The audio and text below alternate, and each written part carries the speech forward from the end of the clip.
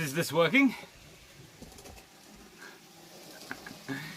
ETA is set for 21:56. Is that an error? Well, I hope it's working now. I hope it's working. As you can see, the railway is working in part as well. It is working in part. In part. So, fingers crossed, we have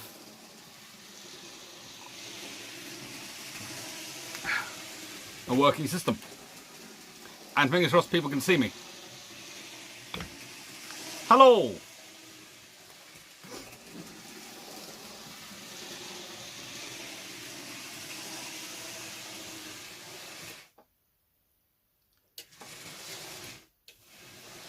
I'll leave the train going for a couple more minutes. So, hello! Right then, so the reason for doing today's is because of some of the questions I got about, well, not about this ship, but I'm using this one. The questions I got were about how did the Royal Navy work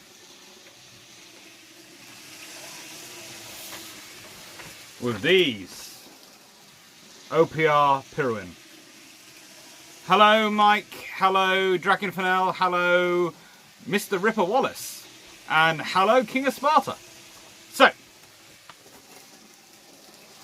train's working, and I think it's been going long enough, so I'll wait, let it go into the platform, and then I'll pause it. That's better. Right, so, train is now happily in the platform, see? You can all be happy about it. Now, the reason I'm doing this is because of two things. One, I got asked questions, as I said, about OPR Pirwin. And more importantly, when I was reorganizing my books this morning, because I'm reaching that phase in my book that I need to put some books away and bring up other books for other chapters, I had some books drop on my head, and they are what I call my Bismarck set. Now, they are missing one book which should be in the Bismarck set because I can't find it because I moved it into another set. But they are this one, this one, this one, and this one. Now, my Bismarck set is very different from quite a lot of other people's Bismarck sets in that it focuses entirely on the destroyers. Because as much as I love the aircraft carriers and the battleships involved and all they did, I have been interested in this. This is the story which actually started me off looking into destroyers. Just started test students, so don't worry, I haven't missed anything.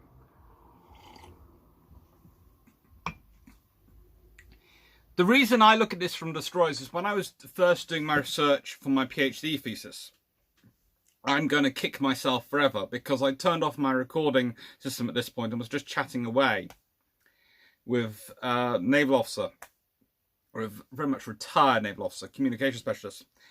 And he told me a story from his time listening to the signals that were going backwards and forwards for about during the time of the hunt for the Bismarck. And in it, Tovey orders the squadron, the flotilla of tribal destroyers who are with him, to return home because they're lacking in fuel.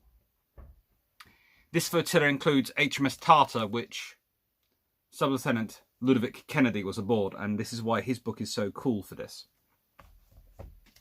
And the response that comes back is, we're not letting another Hood happen. Now, I, of course, didn't record this, haven't got noted down, so I can't ever use it in a paper. It is entirely, it's a story. But it is a story which started attracting me to these destroyers because here was the thing. Admiral Tovey's about as senior as they come. He's in charge. He's telling his flotilla, his destroyers which are protecting him, his flagship, to go home because they're running out of fuel. And their response is, we're not letting Hood happen again. Not another Hood. So that tells you what the destroyers of the Royal Navy thought was the reason why Hood had been sunk. She hadn't had her destroyer escort with her. If they'd been there, she wouldn't have been sunk. If they'd been there. Who would have the destroyers been, decided me thinking, who would have been with Hood? Well, they would have been Philip Vian's flotilla. The reason they'd have been with Hood is because actually traditionally they were assigned to the battle cruisers. Since they'd been moved back from Mediterranean to support Norway, there had been countless examples where they had gone out with the battle cruisers. One time in late 1940, this is after Norway. I think it's Renown is getting ready to go to sea. And none of the other destroyers, the weather's too rough for most of the destroyers to go out. But the slightly bigger tribals could. But they just come in from an exercise, just come in from a convoy or something. And Captain Vian is sitting in the Port Admiral's office, listening to discussion going on. And he's just coming to report his ships are there. I mean, they're back and they're now back from him.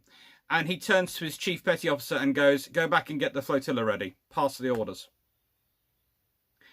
Doesn't say anything to the Admiral, just requests his replies. In 2 hours later, when Renown is now getting ready for sea and is going out to sea, the tribals form up. 2 in front and 2 astern. Renown signals to them, why are you with us? You've just come in. You need to rest. And the response is, we are fully armed. We're fully prepared. You're not going alone. Now, the tribals, therefore, get this idea that they are there to protect the capital ships. Now, remember, these are the ships which have been built, and as part of their DNA, is especially during nights when other destroyers might get close, they would be the ones which would protect the carriers, the battleships, so that nothing would get to them, so the Royal Navy ships would not suffer the same fate at night that other navies would. Now, this is why it gets interesting when you start talking about the story of the Bismarck. And why OPR Purin comes in. Now, Purin is an interesting ship. In answer to Jonas, King of Sparta, why didn't Hood have an escort, actually? Literally, she left in such a hurry. And it was going to sound strange. It's bad weather. And the destroyers couldn't go out and couldn't keep up with her. The tribals had more power, had more oomph, and were able to get more out of their engines. So tribals could keep up where, this goes. Basically, the tribal flotilla self-assign themselves sometimes to these jobs because they often break the rules. In the case of the example I gave, they had refueled, rearmed and re-prepped their ships, turned them around after coming in from sea within 2 hours. Now you think about a modern warship, even a modern dockyard, that's a feat. That basically means the entire crew who are already tired from escorting an East Coast convoy, which is never a fun experience, of 4 ships, instead of going off home and have been in preparations for going off home, turn around and have to... It's going to sound strange. It's something you can really force your crews to accomplish. That has got to be done willingly, otherwise you will never make that target. So that's them and their self-image coming again. Now, why is Purin interesting? Well, she gets attached to the tribal class. She gets a lot attached to them often. David Burnham, isn't it also a question of hull form? The tribals had a big rake stern and substantial forecast. Yes, they did have that advantage. They were bigger. As I said, they have the advantage. They were just that bit bigger than other destroyers. They're just that bit stronger, more solidly made, and just that bit more powerful engines.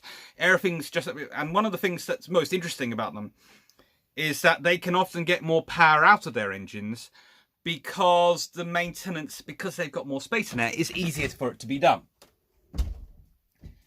So they can do a lot. Oh, and by the way, while I remember, I've just tweeted out a photo of Admiral Henderson because I know people have been asking me about pictures of him. And so I grabbed the picture out of this book and I tweeted it up. So as we are talking about tribal destroyers, it does seem appropriate to show him off again quickly while I'm thinking about it. This is Admiral Reginald Henderson, the 3rd Sea Lord, 1933 to 1939. Someone's already made a comment he looks a bit like Prince Charles. I'm not sure whether that's nice or nasty.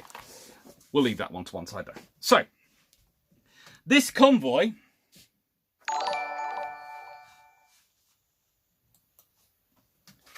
is sailing along the coast. Now, let me just go back a bit. So, the Bismarck has got out. The hood has been sunk. And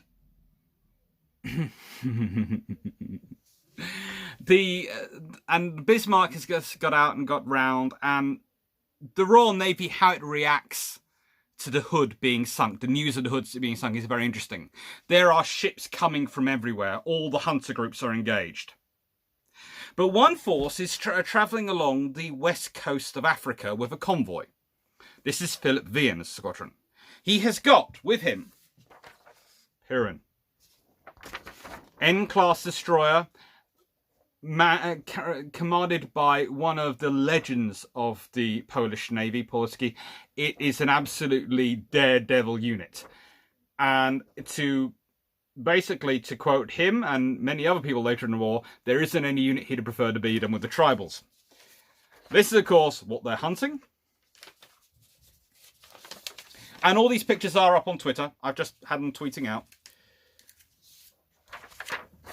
This is Maori, one of the more forgotten of the tribal destroyers, and she really shouldn't be forgotten because she is beautiful and very effective and very, very deadly if you're a submarine. Maori has some of the best anti-submarine kills of World War II, bar none.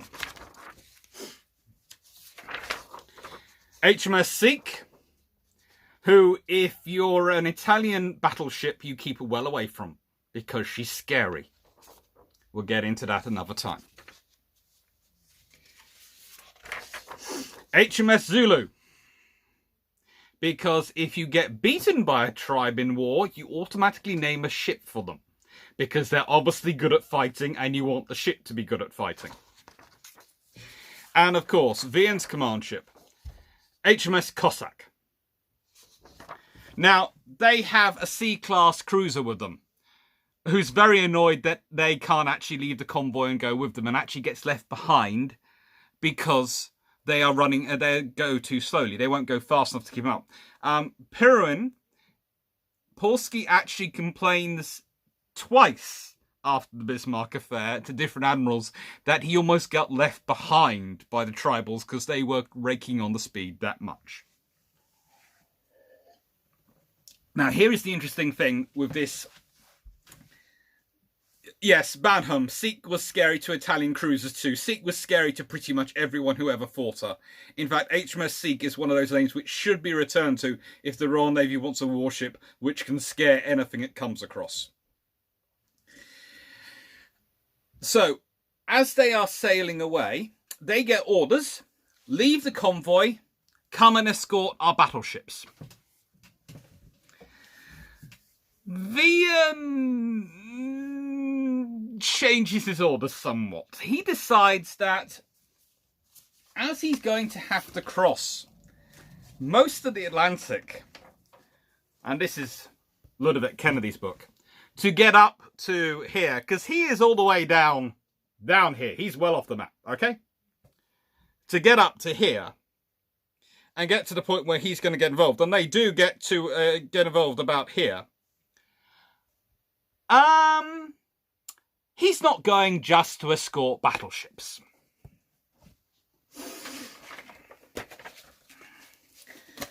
To quote the captain of HMS Sheffield when they arrive, the tribal destroyers swung into view like avenging angels thirsting for blood. Actually, Kennedy rephrases that to something nicer in his big book. In his little book, he puts it in slightly meaner. So, what do they do when they get there? Well,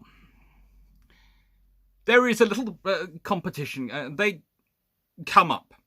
And as the tribal destroyers get there, the cruisers are actually running out of fuel and running out of the ability to follow. So the Royal Navy is just about to lose the Bismarck. They have nothing actually close enough to take over the following. The only reason the tribals get there is because they spot an RAF Catalina. They signal, where's the Bismarck? And then the Catalina goes that way. So they immediately go that way. And they come up at full speed. HMS Sheffield signals them, can you take over? And they do.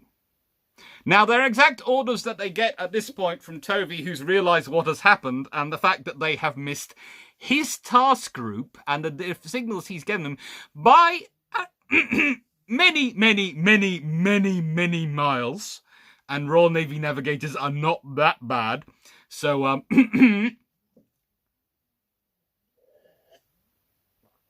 So, they go and start to assume formation. Now, when tribal destroyers are told they have to shadow something, again, Vian uses interpretation. So he decides that he's going to take over the harrying of the Bismarck. Now, here is one of the most interesting things and factors you get in this entire story. And it's overlooked by pretty much every historian I've read on it. Vian gives a signal that his destroyers need to position themselves in box formation. Now, box formation is when a destroyer goes in either corner. And Piran, his position in this, is to actually go as sort of the loose wicket. Loose player over here to cover. If any of these corners are sunk, she has to take back over their position. So she's a critical part of it. And this is why she only gets involved with her guns, because she's only in gun range. The other four are able to get into torpedo range, but her job is to hang back. She's critical though. And she does make a famous signal where she flashes that she's from Poland to the Bismarck. She's not the only ship which makes signals. There are various talks of what the various tribal destroyers may or may not have sent as messages. Again, the tribal destroyers are this wonderful group because they have so many myths about them which as a rule you wouldn't believe. And then you find out some of the myths and you go, hang on, they actually did them. So that makes you question the other myths. Now, there, of course, we're fairly sure several books and several stories mention Piran flashing her signal were from Poland. With the tribals, the various things might have been that Cossack possibly sent a message saying, we missed out on the Graf's Bay, we're hoping to get you. Either way, the tribal destroyers assume box formation. Now, box formation itself is very interesting. The battleship still had escort because the other tribal flotilla was escorting them and refusing to go home. So, Jonas King Sparta, don't worry about the other battleships. They've got the other tribal class flotilla with them. There are currently 8 tribal destroyers involved in this hunt. A few other destroyers as well along for the ride. It is not a nice place to be if you're German Navy. Okay, there are enough tribal destroyers in the region that there isn't going to be much of a chance of getting out of this one. So, box formation. Now, here's the point with box formation. It doesn't work for any class of destroyer, really, other than the tribal destroyers, because they're the only ones which have a significant rear-facing armament, so they're the only ones which, when they're at the front of the ship, can actually fire back in. So where does this come from? Well, here's the interesting thing. Box and the technique is taken from a World War I development, which they were developing of cruisers. And then a very unknown Captain Vian, under a Rear Admiral destroyer's Cunningham in the Mediterranean, develops it in the 1920s and 30s. And it's part of the process which goes into the tribal class destroyer design. Most interesting thing, though, is that nowhere can you find it really written up in the manuals and all these things of where the box and how it develops. It just suddenly gets described and goes, assuming the box formation and this sort of thing. What's most interesting here is it shows the level of input and training between the Pirin and the tribal crews. That Pirin could take part as the spare for a box formation and could be trusted in that performance and that training to fulfill that role. That's a very high level of interconnection. And there is always the famous quote attributed to Polski, later in the war. This is the Polish commander, when he's talking to an American destroyer officer who says is going to be operating with tribals in Torch. And Polski goes, "So you're used to operating with Royal Navy destroyers?" "Yes, they're good." "Yeah, tribals take it to another level." It's pretty much what he says.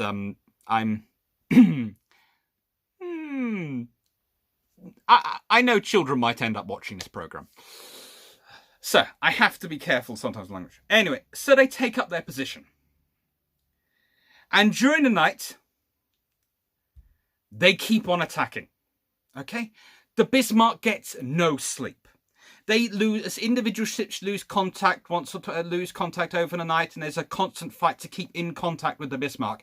But always through the night, there's always at least one destroyer diving in towards the Bismarck to launch its torpedoes. Now, in my book, I'm currently writing that they launched, in total 16 torpedoes were launched over a course of 6 attacks. That's what I can verify. If I'm being completely honest, my suspicion is it's closer to 32 torpedoes based on the logistics afterwards, but I can't be 100% sure. I honestly can't. Can I type it out on Twitter? Probably not without RF or probably not without Twitter getting annoyed with me and the language I'm using. Maybe later. But they are launching these torpedoes. Now, the Germans will always claim and tell you that none of the torpedoes struck home. Jonas King of Sparta, how many torpedoes did the tribal carry? Well, they carry a quad launcher, so they have 4 in there. Now, here's the interesting question is how many reloads do they carry? Technically, they're supposed to be carrying about 12 reloads, but they're probably carrying a few more, judging by all sorts of other things which go on. I do know that HMS Seek, once when she was scaring off a Italian battleship, had already fired 28 torpedoes in the running battles that have been going on, so was scaring her off by pretending she could launch torpedoes. So therefore that suggests that, seeing as she's supposed to be carrying only 16 torpedoes, she's managed to find an extra 12 from somewhere in the ether. But again, that's one story. That's one thing. Usually, when the tribals go in and asking, any destroyers asking for torpedoes, they're going, "We'll take whatever torpedoes we can get," and they will load up as many as they can. So, now the German histories of the Bismarck are always that they don't get involved, or that the destroyers do not cause any trouble at all. No. My point of this, you don't fire 15-inch shells at something which isn't annoying you. And the greatest example I can give is from... Where's the book? There's the book. Okay. Here is something which will make you all stand on end a bit. Now, this is why I like this book. The Bismarck's armament was demonstrably still in working order, and the flotilla was lucky to escape with no more than splinter damage from near misses by 15-inch shells. The destroyers closed to about 6,000 yards before she opened up. We then went away and hid for a while before coming back.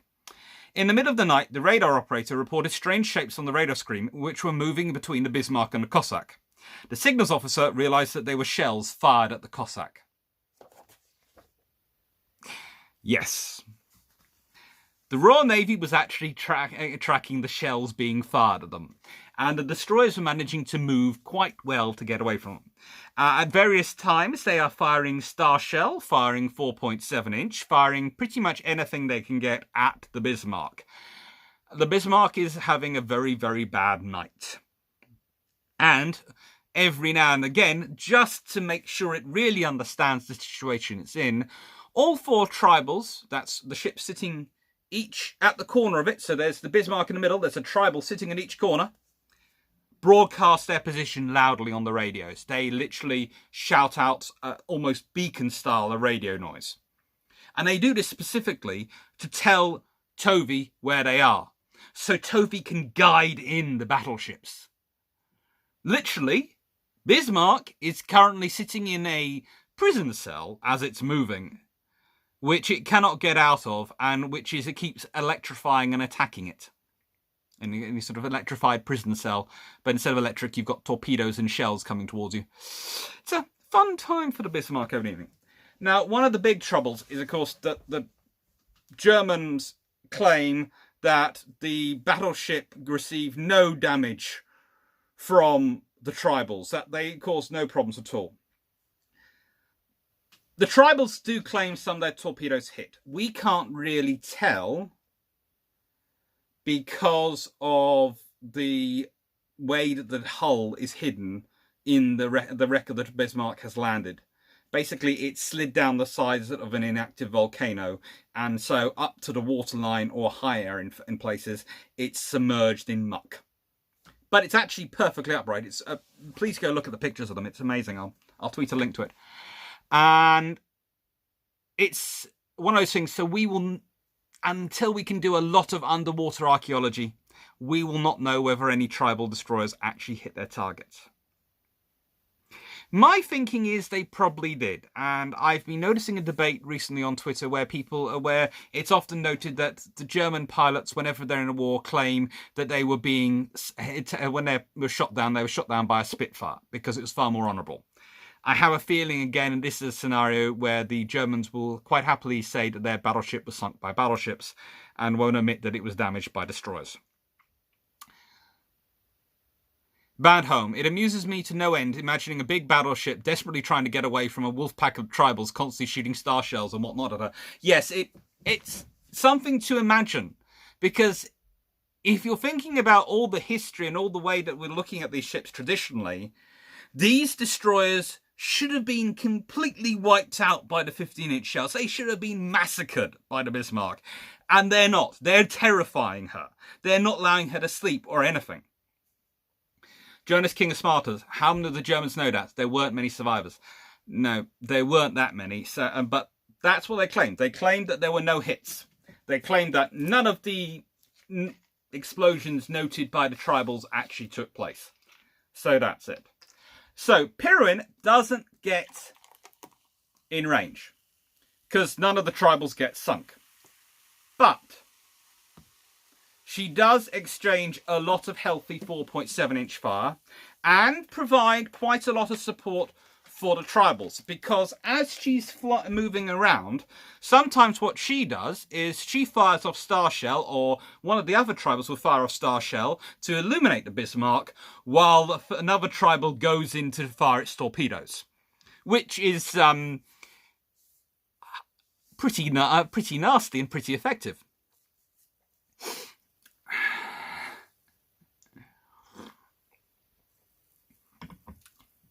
Right. So I hope that's answered some of the questions, because what I don't want people to think is sometimes when I'm reading up and I'm looking at Twitter, it turns very tribal in terms of these, and that, I know I'm used that phrase, but it's not about destroyers. It turns very much into, oh, it's Royal Navy destroyers or Polish destroyers or Canadian destroyers or Australian destroyers, and actually they all work together very, very well. And frankly,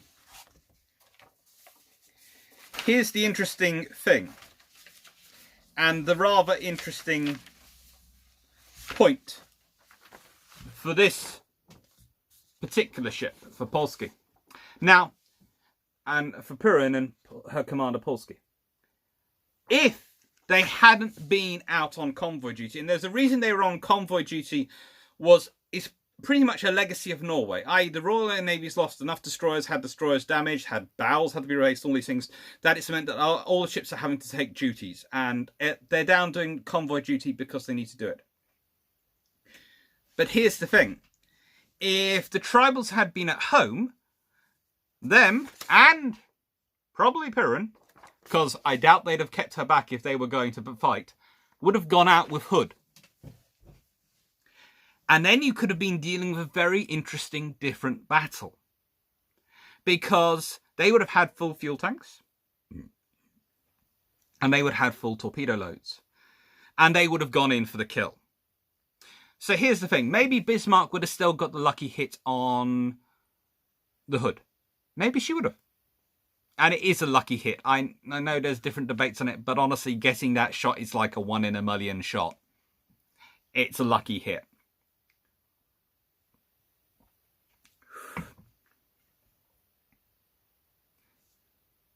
But, whatever the case, though, she'd have also been having to deal with the destroyer attack coming in.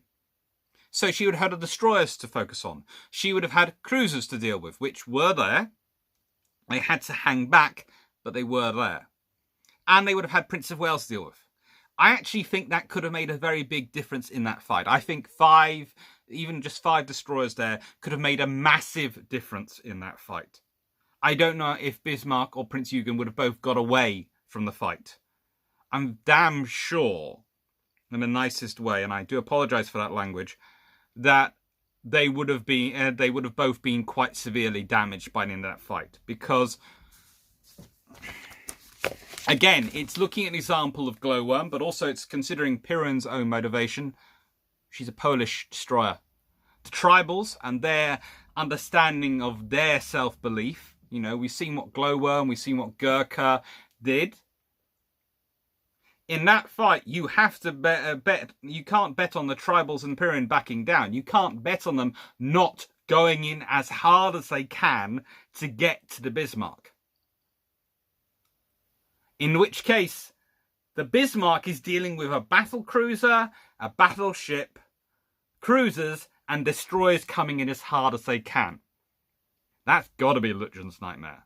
At which point, how does that change how he handles his squadron? How does it change how he moves his force? So that's my thing. Right. So, any questions? As today was supposed to be just a quick short one, and it's already turned into half an hour. So my apologies. I did promise you all the short one, and it's turned into half an hour.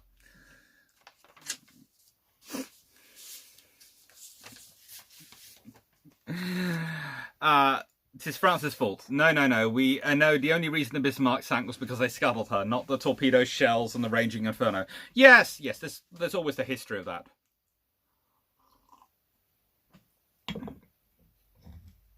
It is France's fault. Destroyers would really constrain the Bismarck, and even if it played out the same, she wouldn't have been able to flee for as long as she did. No, I actually think it's hard to see her in that engagement getting away without having been hit by a few torpedoes. And you must remember, it's kind of like the Graf Spee all over again. The moment she's damaged, she's out of the game. The Graf Spee, the moment she went into port, she was out. As I said, there is Ark Royal racing south. The sea state. The tribals would have been able to just about. Actually, let me put it this way. If you look at it on paper, in theory, they still shouldn't. In reality, the tribals consider themselves the elite of the elite and hold themselves to that standard. They would have stayed. No matter how much they were puking, they would have stayed.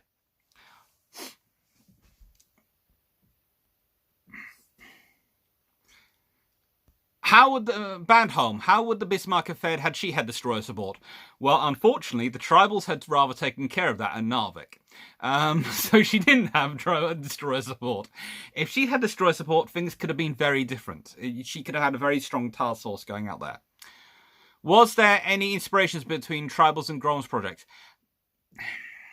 There was a little bit going on, but not really that much, Jonik. John Bull, someone mentioned on Twitter that Polski ended up in an inquiry over not firing torpedoes. Someone did try to put it on him. Tovey and Vian basically went, kshink. When you've got Vian, one of the most aggressive commanders in the Royal Navy, saying he did the completely right thing, no one's going to actually do it.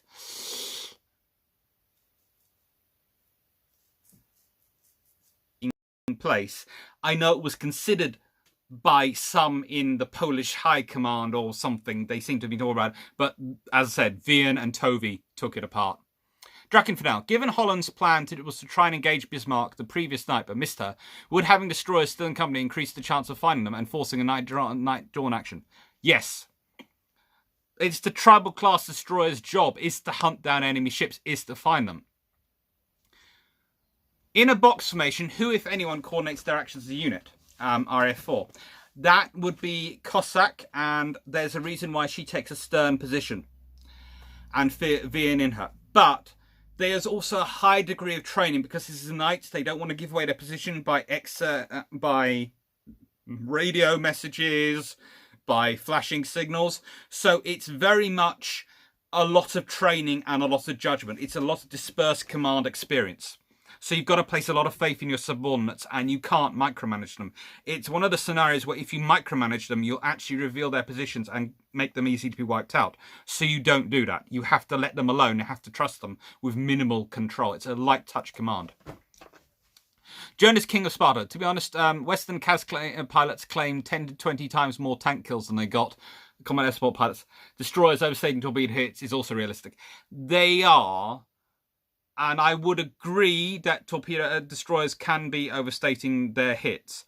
But they claim of 16 torpedoes fired, they claim they got 3 hits. I don't think... If they wanted to overstate them, they could have picked a rather large number of that.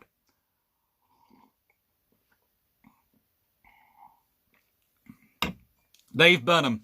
When Holland started to engage Prince Eugen and Bismarck, would the tribals have steamed in on the unengaged side or gone in? Well, in theory, they should have gone to the unengaged side. But this is tribal class destroyers and it's what if history.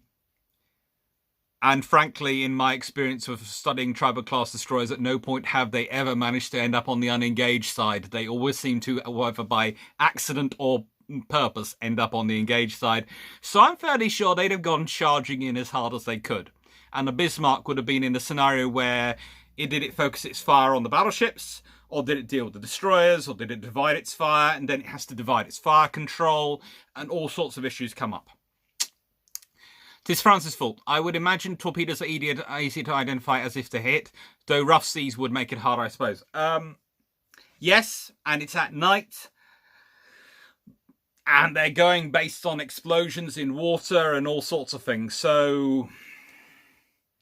But again, I'm leaning towards that they did score a few hits because this is in a very, very practiced formation. And this is a group of destroyers which really know what they're doing. Dave Burnham. Would funnel smoke from destroyers foul the range though? Possibly. But they'd also possibly be moving as fast as they could. And, well, let's put it this way.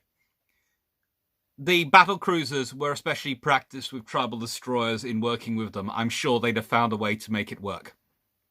Even if that meant the tribals going wide and coming up from behind the Bismarck or something like that. Jonas King Smarker. But did you really mean that they tracked the shells on the radar and tried to dodge them based on that? Jonas King Smarker.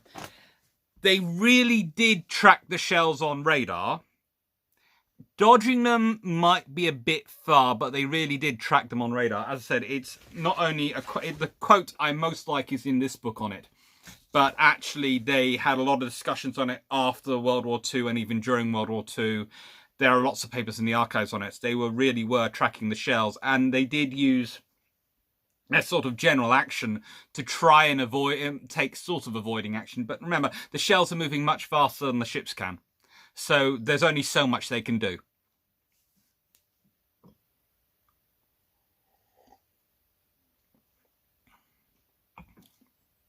Any more questions? Dave Benham. Did the tribals have radar installed in May 1941? If so, which type? They had radar installed almost immediately after Norway. They had radar installed from quite a long time. They have a range of types installed. The main one that I find them talking about in this operation is the Type 286M radar, which is the main one they seem to be talking about using on this particular occasion. But tribal destroyers are very big destroyers, and this means that the Royal Navy tends to use them to test out every radar going. So at one point, I count in 1941, I have done in my studies 8 different variations of radars are in use on tribal destroyers. So I can honestly not really 100% ever say, because again, some of them are secret, and this is the beautiful thing about the Royal Navy and its secrecy. A, it doesn't always keep papers, and B, it's listed as a type, I say 286M, but that could be a type 286MI, MII, MIIV. There are lots of different variations on them.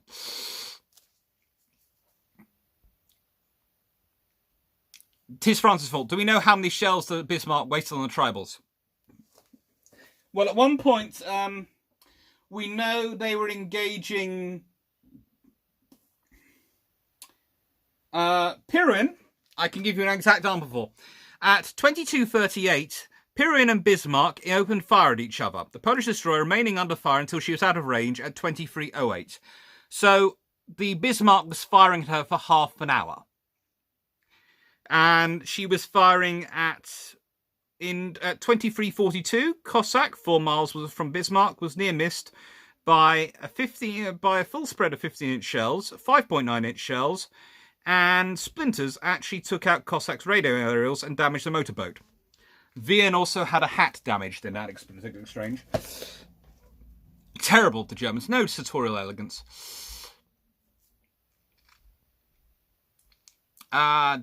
So they wasted a lot of shells on her.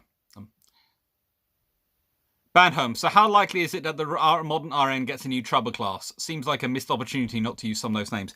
It is, but those names are incredibly un-PC, so I very much doubt it. It's very sad. I would personally campaign for it.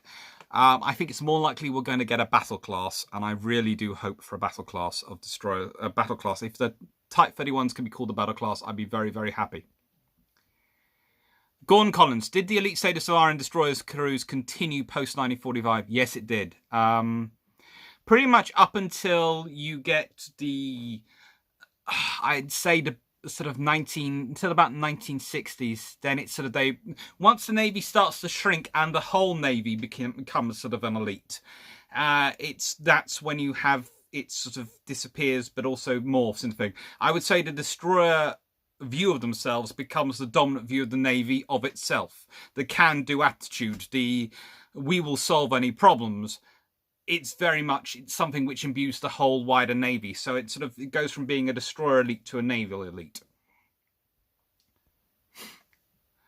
Tis France, and by that I mean main battery guns, not secondaries. Lots of main battery shells. I think we're talking in the order of 100 or so shells at least.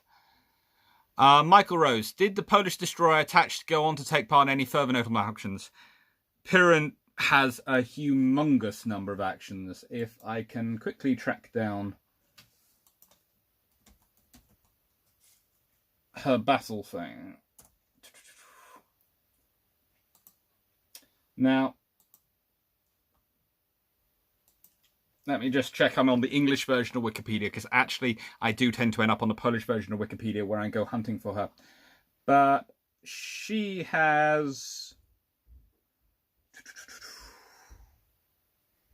took part in Operation Halberd, Husky, Dreadlight, and took part in the sinking of many German Type 21 submarines. Pretty much, she had a very, very enthusiastic war. RAF4. So essentially, tribal class sailors are the type of men who gravitate to the back pool table in a biker bar. Got it. Yes, they are. From sailors to officers, the whole lot. Dave Bowman, even the Royal Canadian Navy, whose most famous ships were tribals, has no current tribal names in its fleet. Yeah, and that is actually really, really sad, because for the Royal Canadian Navy, and I have this excellent book which I recommend everyone to get. It's Tribal Captain by Edward Magic. And it is an absolute excellent history of the Tribal class destroyers in the service with the Canadian Navy. And he is just a very good read. And what the Canadian Tribals get up to is frankly amazing. They are critical to that Navy and its formation to this day. And the names not being used is very, very sad. 'Tis France's fault. It seems to me they're definitely seen as a threat then. That or the Germans panicked. You'd think they'd save them for any battleships they should expect if they weren't worried. Yes, that is my point. If you're expending main battery shells on it, it's something you're worried about.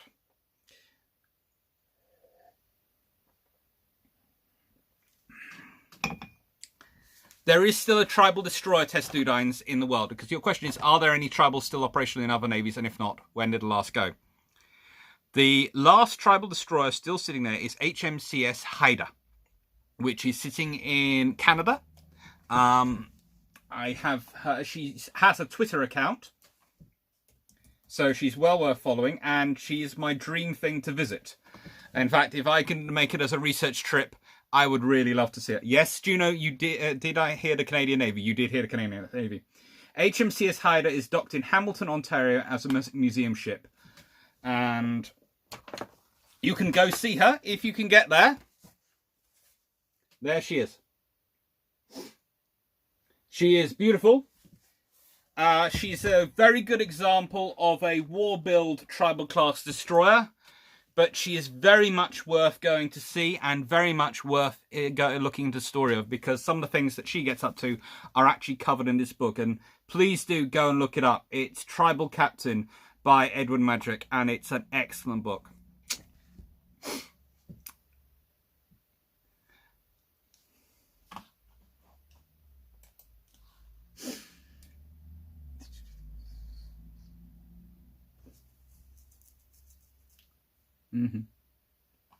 Yeah. She was Dave Bowman. She was built by Vickers, and she was built in Newcastle upon Tyne. If you want to go into that the archive up there, the Tyne and Weir archives in Newcastle, you can go and actually see all the plans that they used to build and construct her. I know, because I spent a good few days up in Newcastle last year. It cost me a lot of money, but thankfully I had various points from other jobs that I could put together, and it was absolutely excellent. The Tyne and Weir archives is really cool because it's in an amazing museum, and actually outside of it is a main battle tank, so you can take your picture with a Chieftain main battle tank and then go in. Or is it a Challenger? I think it's a Chieftain, because I remember being very, very happy, and I prefer the Chieftain to the Challenger, and you can basically wander around it.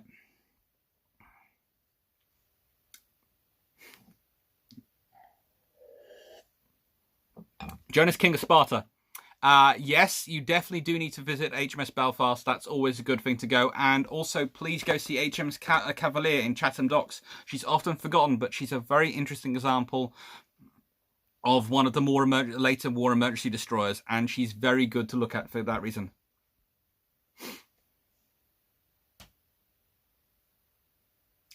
Veterani Sumi, I'm very glad to hear that Haida had the best museum. I will definitely pay a visit when I get there. How many tribes were built in total? Test students, how many tribes were built in total? It can't be that many, and yet they show up in pretty much every front. 16 are built for the Royal Navy, 27 are built in total. About 23 are built in time for World War II. And they do show up in every single front, and they suffer for it. From the Royal Navy, only 4 of the 16 destroyers actually survive World War II. That's HMS Tartar, HMS Nubian, HMS Eskimo, surprisingly enough, and trying to remember the 4th. This is going to annoy me. It's just completely gone from my head. Number 4. HMS Afridi. Ashanti, no, HMS Ashanti, which of course is the one which was blessed by the priests of a tribe, and is the only one is the only tribal class destroyer which goes through World War II with barely a scratch. Ashanti is a blessed creature. All the Royal Navy ships should be blessed by the Asante tribe in the Ivory Coast, because that thing goes through all sorts of things and comes back. Dave Burnham, how close are the war-built tribals to those built pre-war? Pretty much identical. The main difference is in their main armament, and that depends on some are made into AA destroyers, some aren't.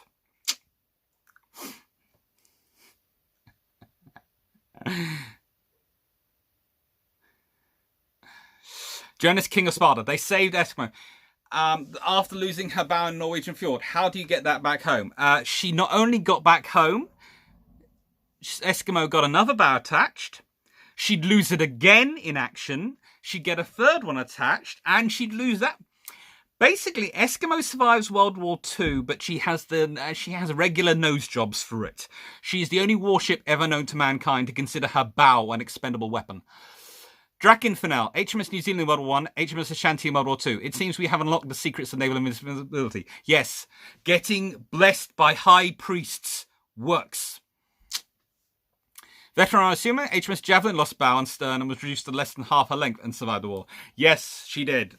Javelin is another example of British construction is very, very good. Fine. I'm glad you've all enjoyed this as much as I have, because frankly, I as you all know, I really do love destroyers. And I love their stories because they get forgotten so often. And the example I'm going to now show you, read you a little thing from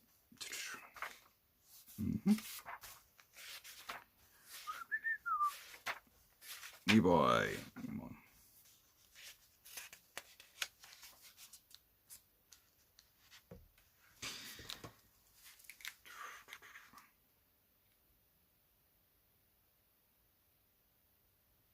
Now,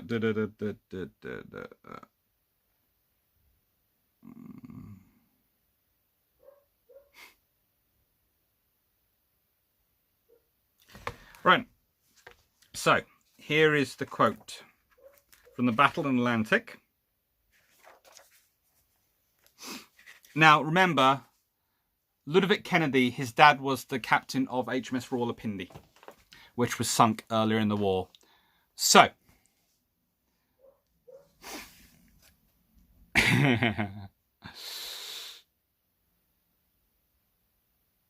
Juno 191. Wait, how many times did Eskimo lose her bow? 3 times. Depending on your perspectives, but 3 is pretty much. Only the first time is the massive loss. As events turned out, it fell to 4th Flotilla under the command of Captain Vian to deliver the night attack. I had heard this over the pom-pom telephone at about 4 in the morning, and we cheered when we learnt the attack had been successful. We remained at action stations all night. At about 9 in the morning, I was on my way down to the water room for breakfast when I heard someone shout, "There she goes." Turning, I saw a puff of brown smoke suspended above Romney's main armament. A moment later, I heard a boom of her guns. The battle was on. The tribals were there right to the end for the Bismarck. They made sure she went down.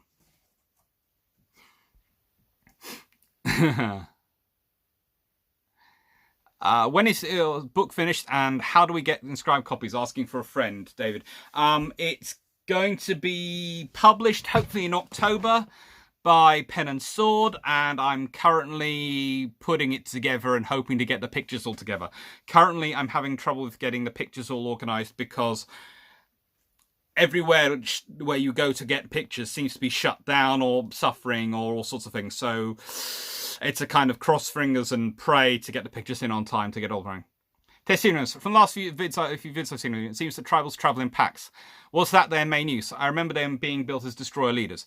They were built under destroyer leader designation, but they were organised into a tribal flotilla. And tribals often do cover in, all destroyers tend to travel in packs. The Royal Navy tried to keep the flotillas to be homogeneous units, especially pre-World War II. During World War II, it gets a bit different, but usually they try and keep pairs of the same ships together. RAF4, what about a Kickstarter for your book? Same friend as David Burnham. As I said, it's coming out with Pen and Sword. They very kindly have taken it on.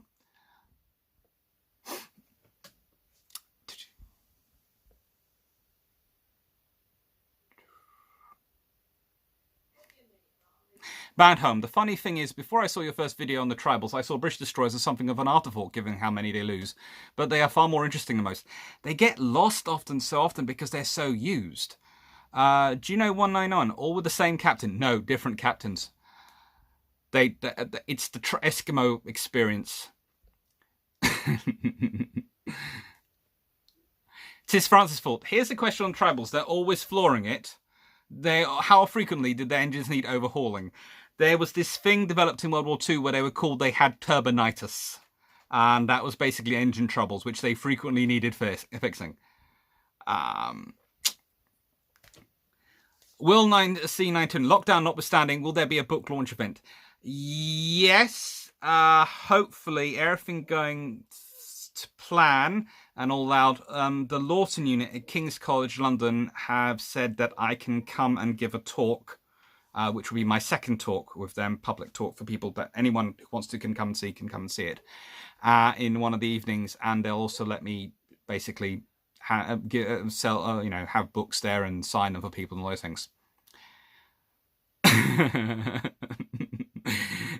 Jonas King of Sparta at Juno 199. I assume losing your bow once makes it harder for the replacement to stay on. Testimonies, how much does it even cost to replace a bow?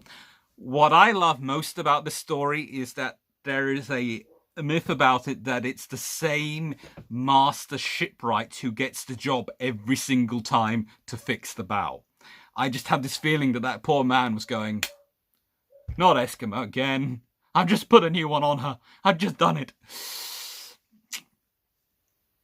Veterinary Sumini, do you think they would have done another Zubian if both Zulu and Nubian had lost their respective parts? More than likely. The Royal Navy loved that idea. It's a great story.